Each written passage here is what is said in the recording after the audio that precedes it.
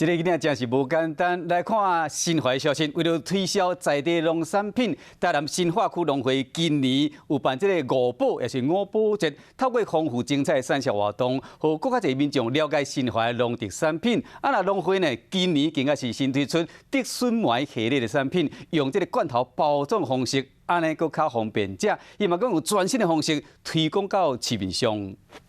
台南新化区农会今年透过举办五宝节产销活动来行销在地农产品，帮助创造更加侪农业价值。伫活动现场，唔但有精彩的舞蹈表演，嘛有真侪农民市集摆档，做伙来推销家己的产品。